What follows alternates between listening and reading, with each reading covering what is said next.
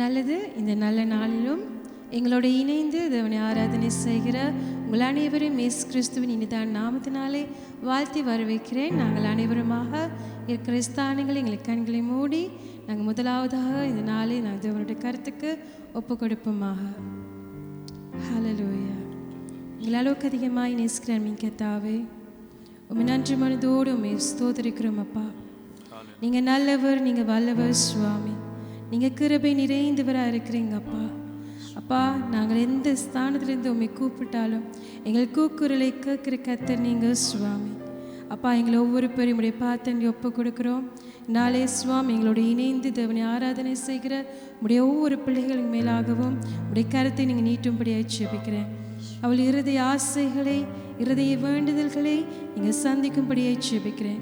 யார் யார் கட்டுண்டவர்களாக இருக்கிறார்களோ அவர் எல்லா கட்டுகளையும் நீங்கள் அவுக்கும்படியாக ஜெபிக்கிறேன். ஏசப்பா, இந்த நாளிலே உம்முடைய பிரசனத்தையும் உம்முடைய அபிஷேகத்தையும் நாங்கள் அனைவரும் கர்த்தாவே அனுபவிக்க எங்களை கிருபை அளிக்கும்படியாக ஜெபிக்கிறேன். நாளை ஆசீர்வதிங்க. உடைய கருத்துக்கு எல்லாவற்றையும் ஒப்பு கொடுக்கிறேன் ஏசப்பா. ஆமென். இந்த நேரத்தில் நாங்கள் சந்தோஷமாக நாங்கள் பாடுவோம். எனது தலைவன் இயேசுராஜன் மார்பை சாய்ந்து சாய்ந்துங்கிற பாடலை சந்தோஷமாக நாங்கள் பாடுவோமாக.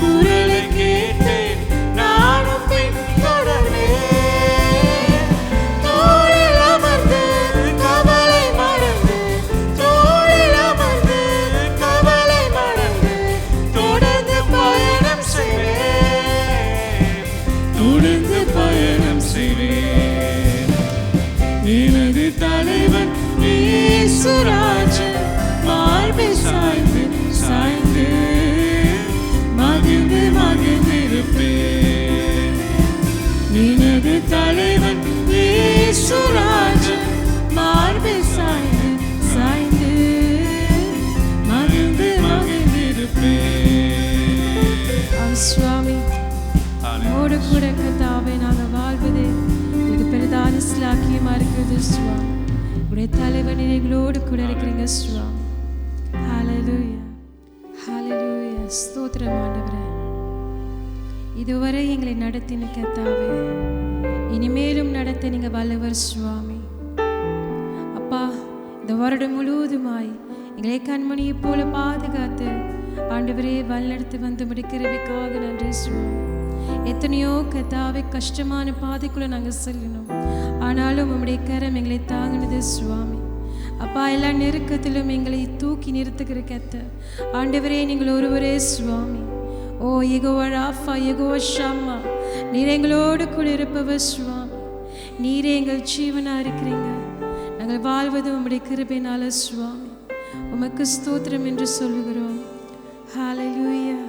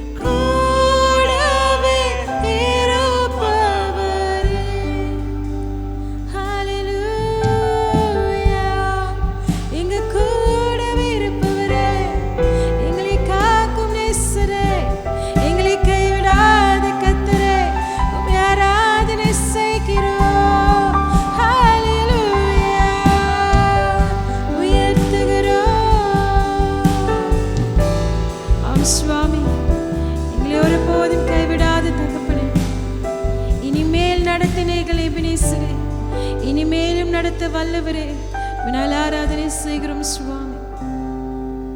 அப்பா, இந்த உலகத்திலே எங்களை யார் பிரிந்தாலும் நீர் எங்களை பிரிக்காமல் கர்த்தாவே உம்முடைய கிட்டி சேர்த்துக் கொள்பவர் நீங்கள் சுவாமி. நீர் ஒருவரே எங்கள் துணையாளர் சுவாமி.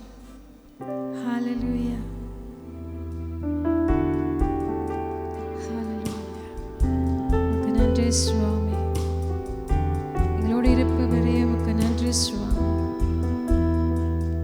நாங்கள் இருக்கிற ஸ்தானங்களில் நாங்கள் நன்றி மனதோடு இருதயங்களை நாங்கள் ஏறெடுப்போமாக. உண்மையிலே தேவன் கடந்த நாட்கள் முழுவதுமாக உடைய வாழ்க்கையிலே செய்த ஒவ்வொரு நன்மைகளை குறித்தும் நாங்கள் நினைத்து அவரை நாங்கள் நன்றி செலுத்துவோமாக. அவரே எல்லாவற்றுக்கும் காரணர். ஹல்லேலூயா.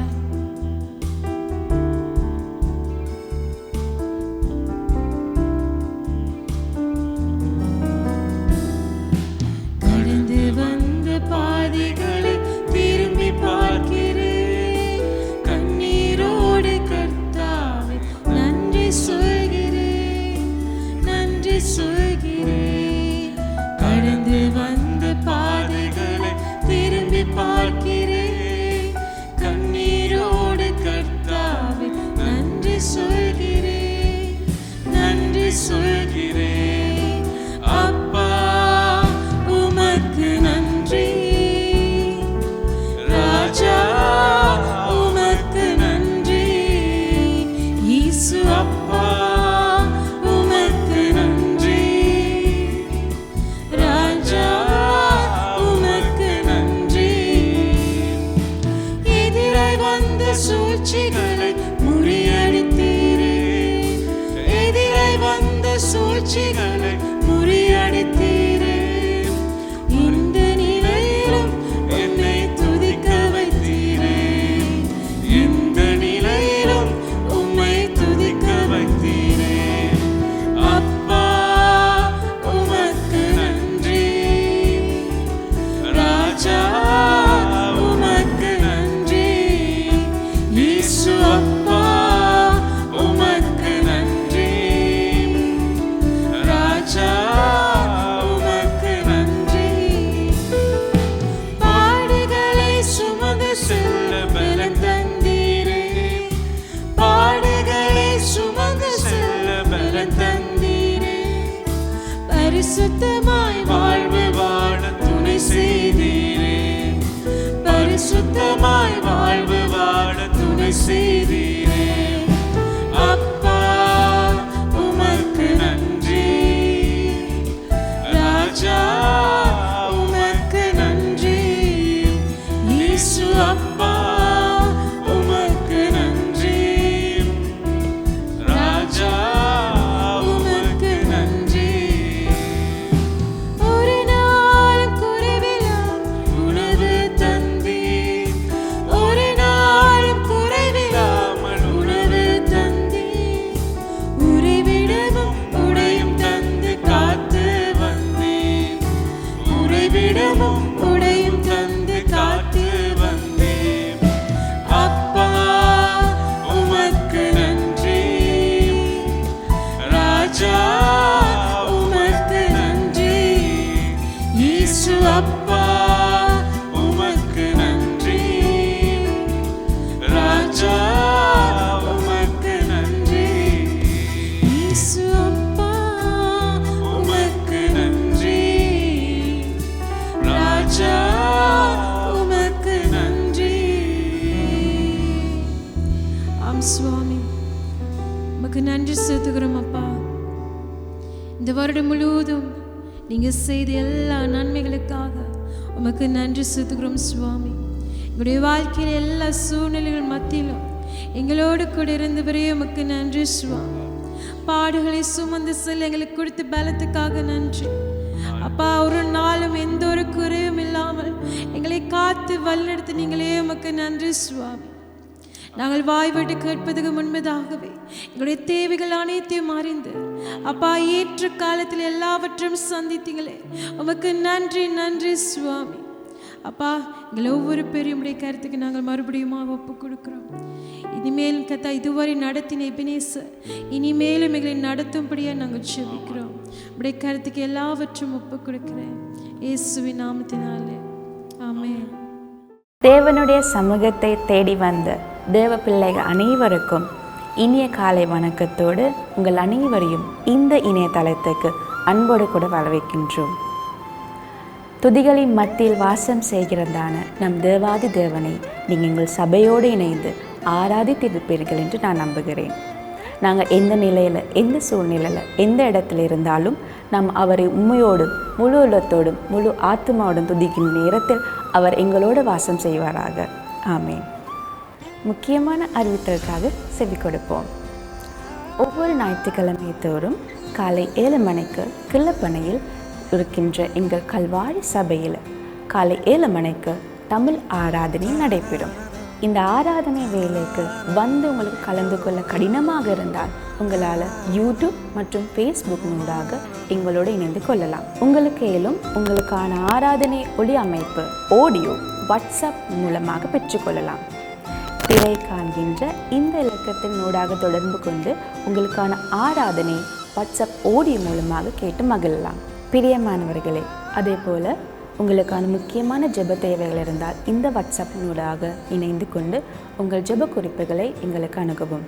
உங்களுக்காக தேவ பிள்ளைகள் ஜெபத்தின் வழிநடத்தலுக்காக காத்து கொண்டிருக்கிறார்கள். அதே போல் குடும்பமாக இணைந்து ஜெபிக்க, தேவனை ஆராதிக்க, தேவனுடைய வார்த்தைக்கு செவி சாய்க்க ஒவ்வொரு வியாழக்கிழமை மாலை 6:30 மணிக்கு எங்களோடு இணையுங்கள். தேவனை ஆராதிப்பதில் மகத்துவமான காரியங்களை கற்றுக் கொடுத்தது தாவீது. எனவே தாவீது நானும் என்ற தாவீதின் ஆராதனை நேரத்துக்கு உங்களை மிகவும் அன்போடு கூட வரவேற்கின்றோம். ஒவ்வொரு வெள்ளிக்கிழமை தோறும் மாலை 7 மணிக்கு எங்கள் இணையதளத்தில் நடைபெறும். எனவே தேவனை ஆராதிக்க, அவரை தொழுது கொள்ள உங்களை அன்போடு கூட வரவேற்கின்றோம். இப்பொழுது தேவன் உங்களுக்காக வைத்திருக்கிற ஆவிக்குரிய மன்னா, தேவனுடைய செய்திக்காக நாங்கள் அனைவரும் செவிசாய்ப்போம். நன்றி. கர்த்தர் உங்களை ஆசீர்வதிப்பாராக. நல்லது. இந்த காலவேளை பரிசுத்த தேவனுக்கு மென்மேலுமாக எல்லா மகிமையும் கனத்தையும் நான் கொடுக்க விரும்புகிறேன். இந்த நாளில் நாங்கள் ஜெபம் செய்துவிட்டு கர்த்தருக்கு ஒப்பு கொடுப்போம். இந்த நாளில் எங்களை ஆண்டவர் வழி நடத்தத்தக்கதாக.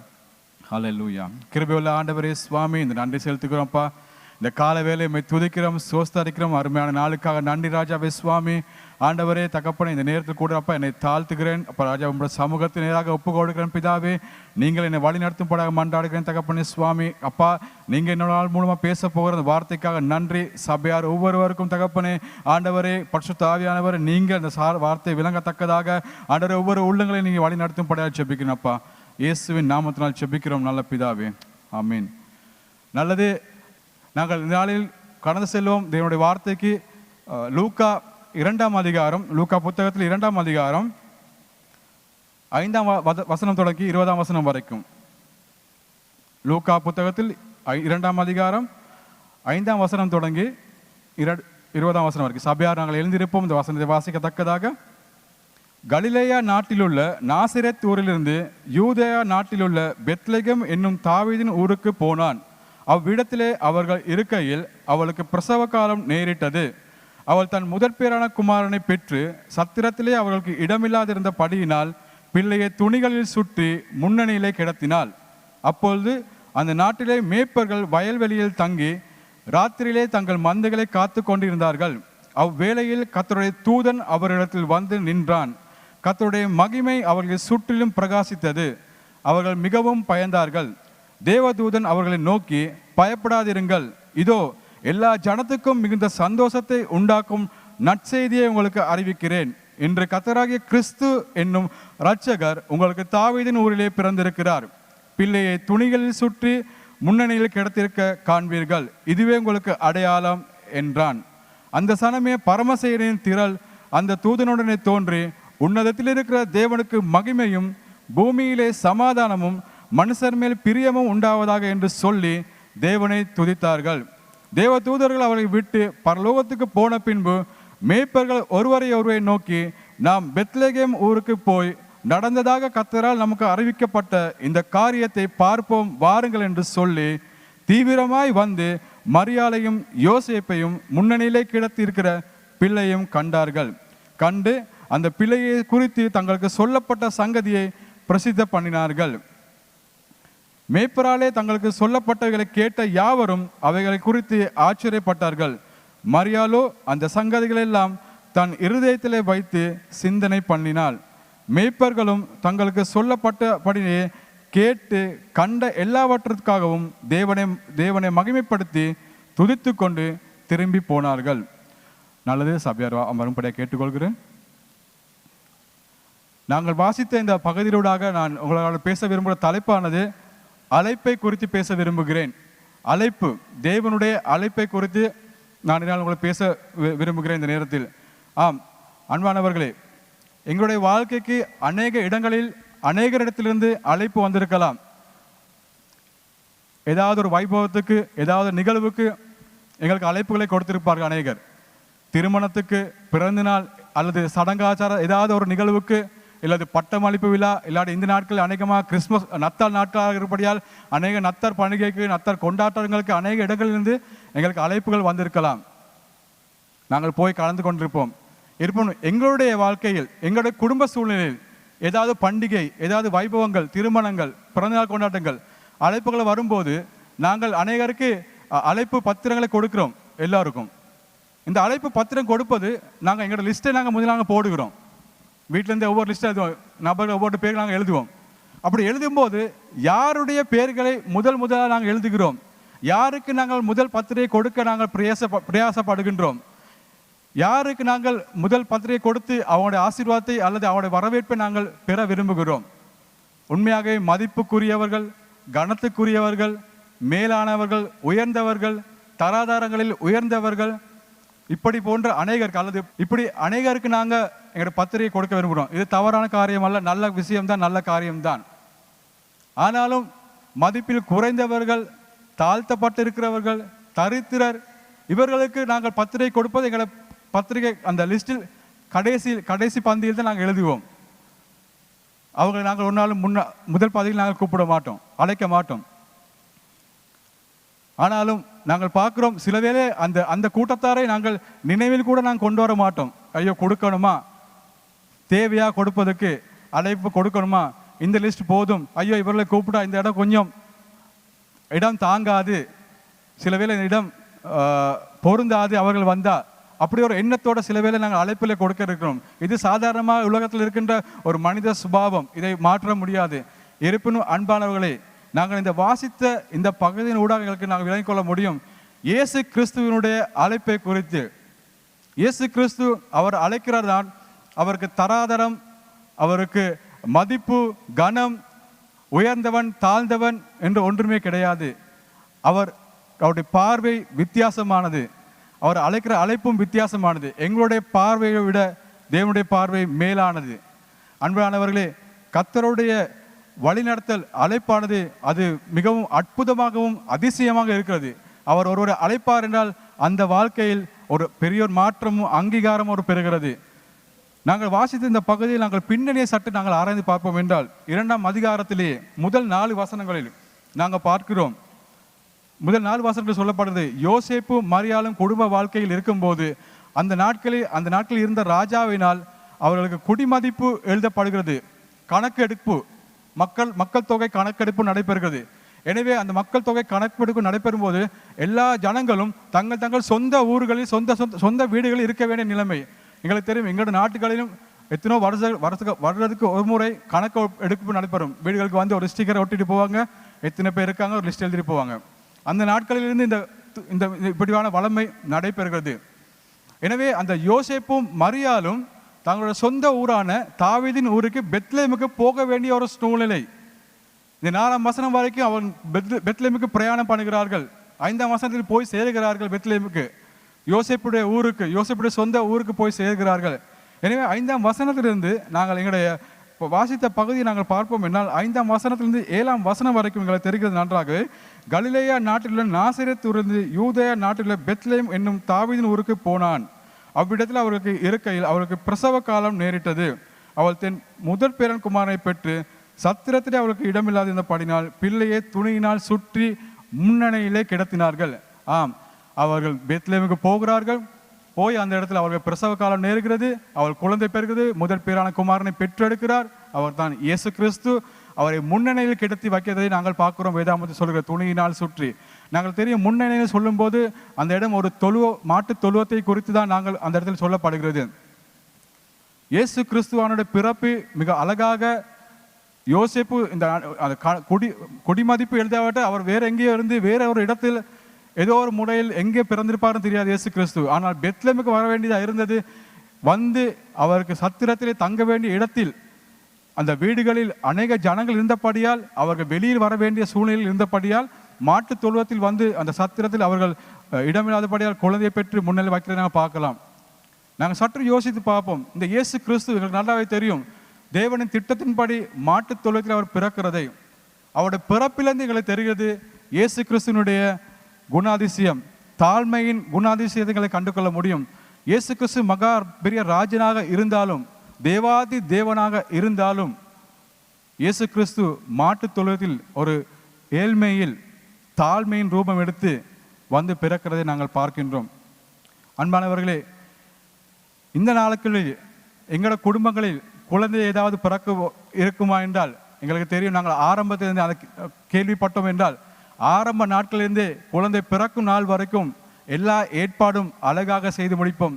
எந்த வைத்தியசாலை, எந்த வைத்தியர், எப்படி நாங்கள் இருக்க வேண்டும், என்ன உணவு சாப்பிட வேண்டும், எப்படி நாங்கள் கட்டுப்பாடு இருக்க வேண்டும், எந்த பிரயாணம் போகக்கூடாது, சில களைப்படையக்கூடாது என்று போன்ற சில அநேக கட்டுப்பாடுகளோடு நாங்கள் இருப்போம்.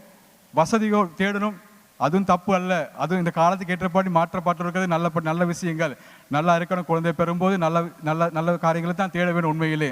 இருப்பினும் மகா பரிசுத்த தேவனாகிய இயேசு கிறிஸ்து அவர் பிறக்கும் போது அவர் எந்த ஒரு மதிப்பையும், எந்த ஒரு உயர்வான ஸ்தானத்தையும், எந்த ஒரு கணத்தின் பிரமாணத்தையும் அவர் தேடவில்லை.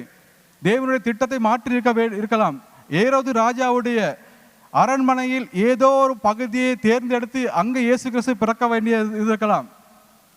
அல்லது அந்த நாட்களில் இருந்த வேத அறிவாளிகள் யார்? ஆசாரியர்கள், பரிசேயர்கள், வேத ஆராய்ச்சியர்கள், அவர்கள் வீடுகளில் எங்கேயாவது போய் இயேசு கிறிஸ்து பிறந்திருக்கலாம். ஆனால் இயேசு கிறிஸ்துவின் எல்லா ஜனத்துக்கும் நேசிக்கிறார், எல்லா ஜனத்தையும் தொடுகிறார் என்ற ஒரு நோக்கத்துக்காக, எல்லா ஜனத்தையும் அழைக்கிறார் ஒரு காரணத்துக்காக இயேசு கிறிஸ்து தாழ்மையின் ரூபமாக, அடிமையின் ரூபமாக, அவர் ஒரு சிறுமை உள்ளவராக அவர் ஒரு மாட்டு தொழுவத்தில் எந்த உயர் ஸ்தானமும் இல்லாமல் வந்து பிறக்கிறதை நாங்கள் பார்க்கிறோம். அன்பானவர்களே, இயேசு கிறிஸ்துவின் இந்த பிறப்பிலிருந்து அவருடைய அழைப்பானது மிகவும் அதிசயமானது என்று நாங்கள் அறிய வேண்டியதாக இருக்கின்றோம். நாங்கள் தொடர்ந்து நாங்கள் வாசிப்போம் என்றால் 7ஆம் வசனம் 8ஆம் வசனம் தொடங்கி 14ஆம் வசனம் வரைக்கும் அழகான சம்பவம் ஒன்று நடைபெறுகிறது. 8ஆம் வசனம் தொடங்கி பார்ப்போம். அப்பொழுது அந்த நாட்டிலே மேய்ப்பர்கள் வயல்வெளியிலே தங்கி ராத்திரியிலே தங்கள் மந்தையை காத்து கொண்டிருந்தார்கள். அவ்வேளையிலே கர்த்தருடைய தூதன் அவரிடத்தில் வந்து நின்று கர்த்தருடைய மகிமை அவர்களை சுற்றிலும் பிரகாசித்தது. அவர்கள் மிகவும் பயந்தார்கள். தேவதூதன் அவர்களை நோக்கி, பயப்படாதிருங்கள், இதோ எல்லா ஜனத்துக்கும் மிகுந்த சந்தோஷத்தை உண்டாக்கும் நற்செய்தியை உங்களுக்கு அறிவிக்கிறேன். இன்று கர்த்தராகிய கிறிஸ்து என்னும் இரட்சகர் உங்களுக்கு தாவீதின் ஊரிலே பிறந்திருக்கிறார். பிள்ளைகளில் துணிகளில் சுற்றி முன்னணி கிடத்திருக்க காண்பீர்கள். இதுவே உங்களுக்கு அடையாளம் என்றான். அந்த சனமே பரமசேனையின் திரள் அந்த தூதனுடனே தோன்றி, உன்னதத்தில் இருக்க தேவனுக்கு மகிமையும் பூமியிலே சமாதானம் மனுஷர் மேல் பிரியமும் உண்டாவதாக என்று சொல்லி தேவனை துதித்தார்கள். 8ஆம் வசனம் தொடங்கி 14ஆம் வசனத்தில் அருமையான ஒரு சம்பவம் ஏற்படுகிறது. இயேசு கிறிஸ்து பிறந்தார். இந்த பிறந்த செய்தி யாருக்கு இயேசு கிறிஸ்து கொண்டு போக வேண்டும்? இந்த பிறந்த செய்தியை எப்படி இயேசு கிறிஸ்து வெளியே கொண்டு போக வேண்டும்? தேவனுடைய திட்டம் எப்படியாக இருக்கின்றது? ஆம், அந்த நாட்களில் அவர்கள் எந்த ஒரு பெரியோரு மக்களவோ பெரியோரு மனுஷரோ ஆரம்பத்தில் வரவில்லை இயேசு கிறிஸ்துவை. நாங்கள் பார்க்கிறோம், ராத்திரி நேரமாக இருந்த படியினால் ராத்திரியிலே அந்த நாட்களில் மேய்ப்பர்கள் தங்கள் மந்தைகளை விற்பனைக்காக அவர்கள் வழியில் காத்து கொண்டிருப்பதை காண்கின்றோம். அந்த நாட்களில் பஸ்கா பண்டிகைக்கு ஆயத்தமான நாளாக இருந்தபடியினால் அவர்கள் மந்தைகளை, அதாவது யூத மக்களுக்கு பாவ நிவாரணம் செய்ய, குற்ற நிவாரண பலிகளுக்காக தங்கள் மந்தைகளை அவர் விற்கைக்கு ஆயத்தமாகிக் கொண்டிருந்த நேரம். அந்த நேரத்தில் மந்தைகளை காத்து அவர்கள் ராவு முழுவதும் விழித்து இருக்கும் போது தேவதூதன் வந்து சொல்கிறார், மேய்ப்பர்களே பயப்படாதீர்கள், இதோ எல்லா ஜனத்துக்கும் மிகுந்த சந்தோஷத்தை உண்டாகும் நற்செய்தியை உங்களுக்கு அறிவிக்கின்றேன். இரட்சகராக இயேசு கிறிஸ்து தாவீதின் ஊரிலே பிறந்திருக்கிறார் என்று சொல்லுகிறார் தேவதூதர்கள். எனவே நாங்கள் எங்களுக்கு பார்க்க முடிகிறது, இயேசு கிறிஸ்து இந்த மேய்ப்பர்கள் அந்த நாட்களில் வயல்வெளியிலே இருந்த நேரத்தில் வந்து சொல்லும் இந்த காரியமானது, அந்த நாட்களில் மேய்ப்பர்கள் வந்து உண்மையிலே யூத கலாச்சாரத்தின்படி அவர்களை எந்த ஒரு விசேஷ காரியத்துக்கோ அல்லது ஒரு நல்ல விஷயங்களுக்கோ ஒரு நல்ல செய்தியோ மேய்ப்பருக்கு ஒரு நாளும் கிடைத்ததில்லை. காரணம் என்னவென்றால், யூத கலாச்சாரத்தில் நியாய பிரமாணத்தை கடைபிடிக்கிறவனுக்கு மாத்திரமே அந்த நாட்களில் முதல் ஸ்தானங்கள், முதல் இடங்கள்.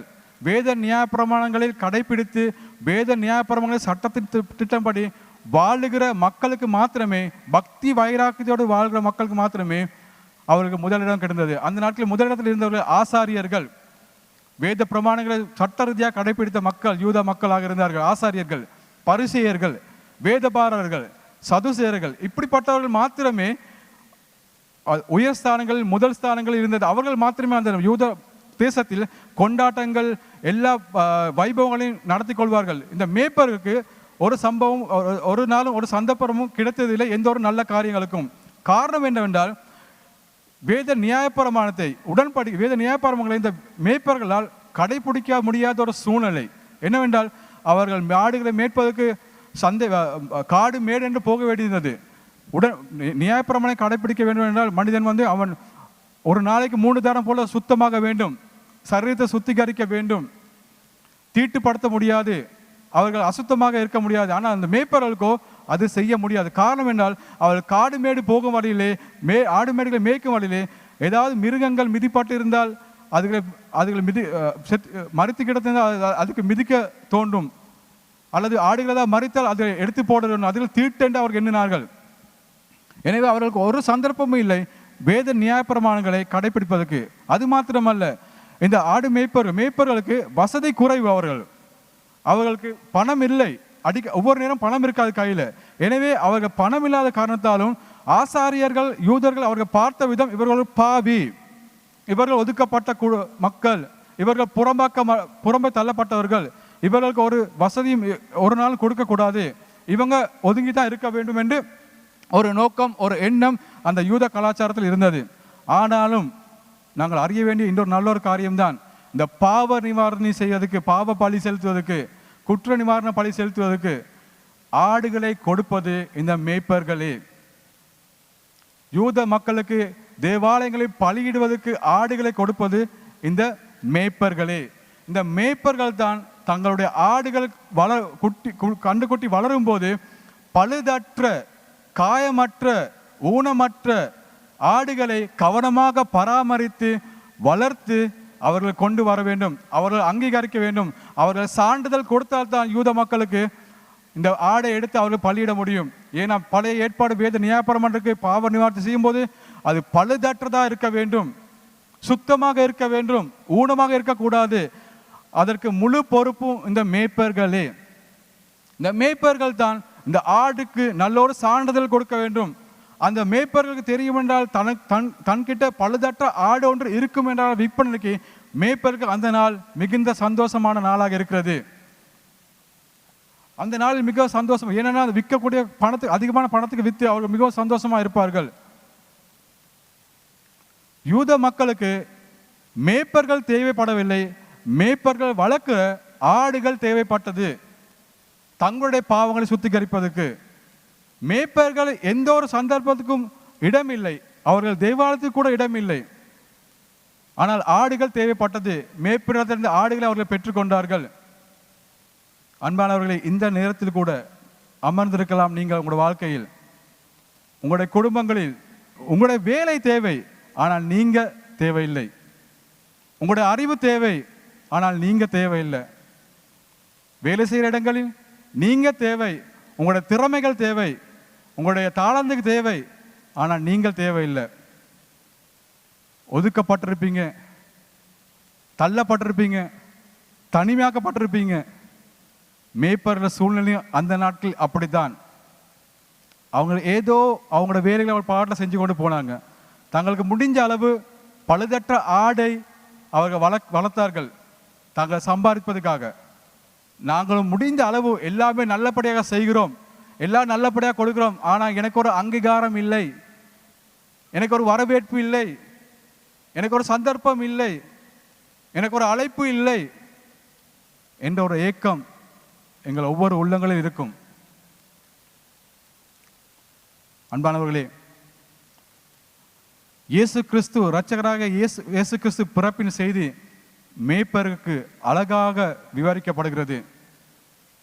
நாங்கள் பார்க்கிறோம், இயேசு கிறிஸ்து தேவ தூதர்கள் மேய்ப்படத்தில் வந்து பயப்படாதீங்க பயப்படாதீங்க, அந்த விசேஷித்த அழைப்பு, அந்த முதல் பத்திரிகை, இயேசு கிறிஸ்துவின் பிறந்த நாளில் முதல் பத்திரிகை, அந்த நத்தாள் தினத்துக்கான முதல் பத்திரிகை கிடைக்கிறது மேய்ப்பர்களுக்கு.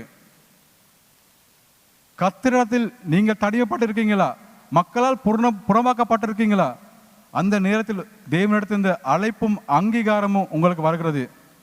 நான் ஆரம்பத்தில் சொன்னது போல கர்த்தருடைய நாளை நாங்கள் விசேஷமாக கொண்டாட வேண்டும்.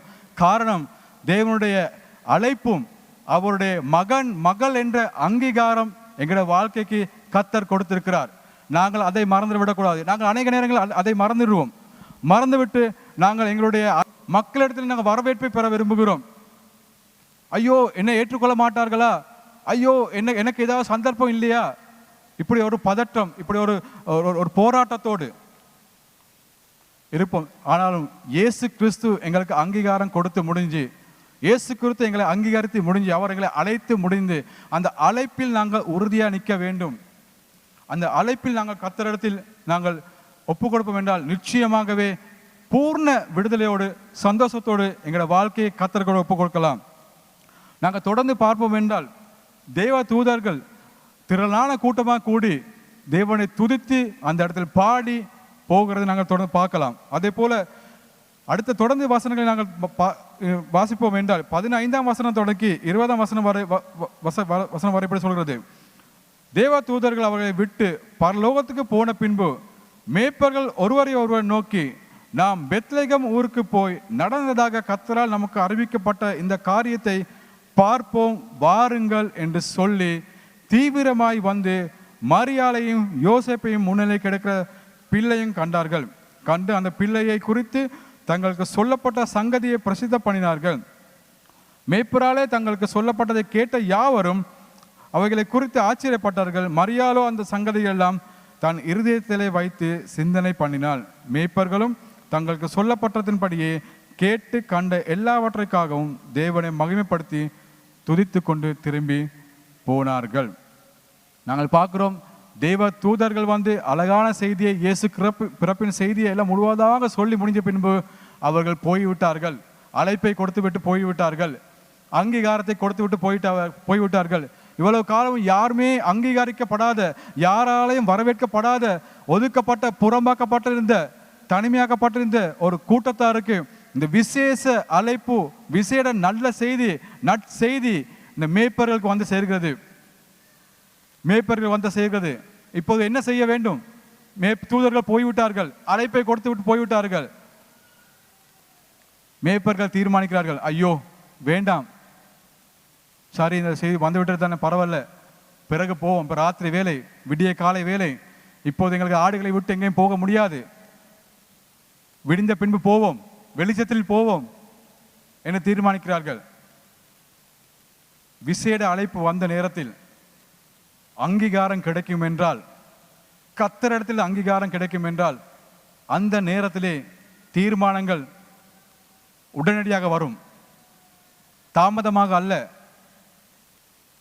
அந்த சனமே தீவிரமாய் இந்த மேய்ப்பர்கள் தீர்மானித்தார்கள், எங்களுக்கு சொல்லப்பட்ட இந்த செய்தியை நாங்கள் போய் பார்ப்போம், வாங்க, ஆடுகளை யாரிடமும் சரி ஒப்பு கொடுத்து விட்டு பார்த்து கொள்ளுங்க.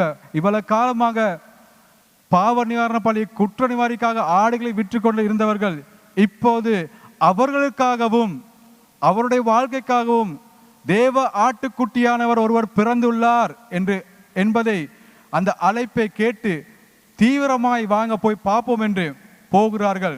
அவர்களுக்கு தங்களுடைய ஆடுகளை பற்றி கவலை இல்லை. ஆடுகள் என்ன நடந்தாலும் பரவாயில்லை, அது அப்படியே இருக்கட்டும். நாங்கள் எங்களுக்காக ஒருவர் பிறந்திருக்கிறார், தேவ ஆட்டுக்குட்டியானவர் எங்களுக்காக பலியாக வந்திருக்கிறார் ஒருத்தர். நாங்கள் அவரை போய் பார்ப்போம், வாங்க, விசேட அழைப்பு எங்களுக்கு கிடைச்சிருக்குது, அங்கீகாரங்களுக்கு கிடைச்சிருக்கு, இந்த சந்தர்ப்பத்தை நாங்கள் விடக்கூடாது என்று பேசி தீர்மானித்து அந்த சனமே அவர்கள் போகிறார்கள். தீவிரமாய் தொழுவத்தில் போயிட்டு யோசேப்பையும் மரியாதையும் பார்த்தது மாத்திரமல்ல, அவர்களுக்காகவும் எங்களுக்காகவும் பிறந்துள்ள இயேசு கிறிஸ்துவை, எங்களுக்காக அடிக்கப்பட பிறந்துள்ள தேவ ஆட்டுக்குட்டியானவரை முன்னணியிலே கிடைப்பதை பார்க்கிறார்கள். அவர்களுக்கு ஒரே ஆச்சரியம், சொல்லப்பட்ட காரியங்கள் சத்தியமானது. எனவே அன்பானவர்களே, உங்களுக்கு ஒரு சவாலை விட விரும்புகிறேன். வாலிபர்களே, உங்களுக்கு ஒரு விசேட சவாலை விட விரும்புகிறேன். இன்றைக்கு நாள் நீங்கள் பாடுனது போல, மாட்டு தொழுவமாய் என் உள்ளம் இருக்கிறது, கர்த்தாவே என் உள்ளத்தில் வந்து வாசம் பண்ணுங்கன்னு சொல்லி பாடுனுங்க. உண்மையிலே உங்களுடைய உள்ளங்களை, உங்களுடைய வாழ்க்கையை கர்த்தருக்கு திறந்து கொடுங்க. மாட்டு தொழுவமாய் ஆண்டவர் உங்களுடைய உள்ளங்களில் வந்து வாசம் பண்ணத்தக்கதாக. தாமதிக்க வேண்டாம் உங்களுடைய வாழ்க்கையில். வாலிபர்களே, நீங்கள் நினைத்து கொண்டிருக்கலாம், நான் படிக்கணும், நான் பட்டப்படி படிக்கணும், நான் வெளிநாடு செல்லணும், நான் பெரிய வேலை செய்யணும், நல்ல விஷயங்கள், நல்ல காரியங்கள். ஆண்டவருக்கு இயேசு கிறிஸ்துக்கும் முதல் இடத்தை கொடுங்கள். ஆண்டவருக்கு முதல் இடங்களை கொடுங்கள். உங்களுடைய எல்லா சந்தர்ப்பத்திலையும் எல்லா நேரங்களிலும் கர்த்தர் உங்களுடைய வாழ்க்கை மாற்றத்தக்கதாக. அழைப்பு வரும்போது, உங்களுக்கு அங்கீகாரம் கிடைக்கும் போது தீர்மானத்தை தள்ளி போடாதீங்க. சபையாரே, உங்களுக்கும் தான். உங்களோட வாழ்க்கையில் அழைப்பு வரும்போது, தீர்மானம், அங்கீகாரம் உங்களோட வாழ்க்கை கிடைக்கும் போது, நீங்கள் உங்களோட வாழ்க்கையில் இருக்கின்ற தீர்மானங்களை தள்ளி போட வேண்டாம். தீர்மானங்களுக்கு நாங்கள் தான் முதல் படி எடுத்து வைக்க வேண்டும், வேற யாரும் அல்ல. எங்களோட வாழ்க்கை மாற வேண்டும் என்றால், நான் ஆரம்பத்திலே சொன்னது போல, நாங்கள் பாரத்தோடு கஷ்டத்தோடு சில பேர் நத்தாலை கொண்டாட நாங்கள் ஆயத்தமாகலாம். நாங்கள் விடுதலையோடு கொண்டாடுவோம். விடுதலையை கொண்டாடத்தக்கதாக நாங்கள் தீர்மானிக்க வேண்டும். எங்களோட பாதத்தை முதல் அடியை நாங்கள் எடுத்து வைக்க வேண்டும். ஐயோ, எனக்கு பாஸ்டர் எனக்காக ஜெபம் பண்ணுவார், ஐயோ இந்த சிஸ்டர் ஜெபம் பண்ணுவாங்க, அல்ல இவங்க எனக்கு உதவி பண்ணுவாங்க. இல்லை, எங்களுடைய வாழ்க்கையில் எங்களோட பாரங்கள் கஷ்டங்கள் எல்லாம் மாற வேண்டும் என்றால் இயேசு கிறிஸ்து முன்னணியில் எங்களோட உள்ளத்திலும் பிறக்க வேண்டும். அந்த அங்கீகாரத்தை நாங்கள் உறுதியாக்கி கொள்ள வேண்டும். வெறுமனே அல்ல, ஐயோ இயேசு கிறிஸ்து பிறந்தார், நத்தால் நத்தால் வாழ்த்துக்கள், நத்தால் வாழ்த்துக்கள், நத்தால் பண்டிகைன்னு சொல்லாமல் முழு உள்ளத்தோடு மேய்ப்பர்கள் அவர்கள் மாட்டுத் தோட்டத்தை முன்னணியில் பார்த்த இயேசுவை, பிறந்த இயேசுவை அவர்கள் போய் சொல்லுகிறார்கள் மற்றவர்களுக்கும். நாங்கள் பார்க்கிறோம் 18ஆம் வசனத்தில், மற்றவர்களும் ஆச்சரியப்பட்டார்கள் என்று. ஆம், இயேசு கிறிஸ்து எங்களோட உள்ளத்தில் பிறந்து எங்களோட உள்ளத்தில் ஏற்படுகிற மாற்றத்தை மற்றவர்கள் காணத்தக்கதாக நாங்கள் வாழ வேண்டியதாக இருக்கின்றோம். ஒரு விடுதலையான நத்தால், ஒரு சந்தோஷமான நத்தாலை கொண்டாட நாங்கள் ஆயத்தமாக வேண்டும். மாத்திரமல்ல, ஜனங்களை மேய்ப்பர்கள் வந்து சொன்ன பிறகு நாங்கள் பார்க்கணும், அவர்களுடைய வாழ்க்கையில் ஒரு ஆடை, நான் முதல் சொன்ன போல, ஒரு ஆட்டை விற்றால் அவங்களுக்கு மிகவும் சந்தோஷமா மகிழ்ச்சியா இருக்கும். ஒரு ஆட்டை விற்றால் என்ன, கையில பணம் வருது. இந்த நேரத்துக்கு கூட அவங்களோட வாழ்க்கையில் இயேசு கிறிஸ்துவை பார்த்து அவர்கள் சும்மா இருக்கல. அந்த நாட்களில் அந்த நேரத்தில் தேவனை துதித்து பாடினார்கள். கேட்டதையும் கண்டதையும் முழுவதுமாக நம்பி தேவனை துதித்து பாடினார்கள். ஆம், நாங்கள் எங்களுக்கு அங்கீகாரம் கிடைக்கும் போது எங்களோட வாழ்க்கையில் தீர்மானங்களை வெறுமனையாக நாங்கள் கொண்டு போகாமல் தேவனுக்கு நன்றி செலுத்துகிறவர்களாக, தேவனை துதிக்கிறவர்களாக, நாள்தோறும் தேவனுக்கு நன்றி செலுத்தி தேவனை துதித்துக்கிற பிள்ளைகளாக நாங்கள் இருக்க வேண்டியவர்கள் இருக்கின்றோம். அந்த காலகட்டத்தில் இருந்த தீர்மானத்தின் படி மேய்ப்பர்கள் அவர்கள்தான் இயேசு கிறிஸ்துவை சாட்சியை, அவர்கள் சான்றிதழை கொடுத்தார்கள். முழு ஜனத்துக்கும் முழு உலகத்தாருக்கும் முதல் சான்றிதழ் அவர் ஆட்டுக்குட்டிய சான்றிதழை கொடுப்பதை போல இயேசு கிறிஸ்துவின் சான்றிதழையும் உறுதியையும் கொடுத்தார்கள். அன்பானவர்களே, இந்த காலை வேளையில் எங்களுடைய வாழ்க்கையில் நீங்கள் யோசிக்க வேண்டாம், எனக்கு எந்த ஒரு சந்தர்ப்பமே இல்லை என்று. எனக்கு யோசிக்க வேண்டாம், ஐயோ எனக்கு ஒரு வரவேற்பு இல்லை என்று. கர்த்தர் உங்களை வரவேற்கிறார், கர்த்தர் உங்களை அழைத்து இருக்கிறார், கர்த்தர் உங்களை அங்கீகரித்தும் இருக்கிறார். இந்த காலை வேளையில் நாங்கள் கண்களை தலைகளை சாய்த்து நாங்கள் நேரத்தில் நாங்கள் ஜெபம் செய்வோம். ஒப்பு கொடுத்து கர்த்தர் உங்களை ஒவ்வொருவரும் ஆசீர்வதிப்பாராக. நாங்கள் ஒரு பாடலை பாடி கர்த்தருக்கு ஒப்பு கொடுத்து நாங்கள் ஜெபம் செய்வோம். இந்த நேரத்தில் ஹல்லேலூயா. நன்றி ஆண்டவரே.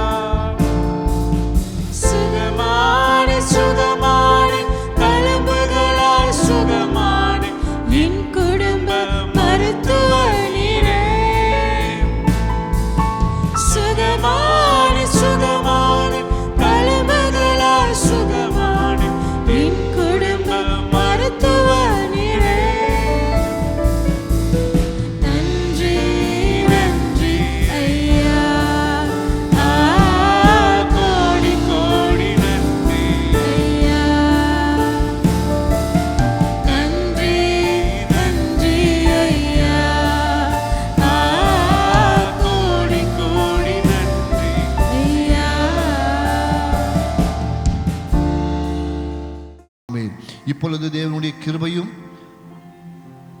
குமாரனுடைய அன்பு பாசம் இரக்கமும் தயவும் பரிசுத்த ஆவியானுடைய வழிநடத்தலும் இன்றும் என்றும் எப்பொழுதும் எங்களோடு இருப்பதாக. ஆமேன், ஆமேன், ஆமேன்.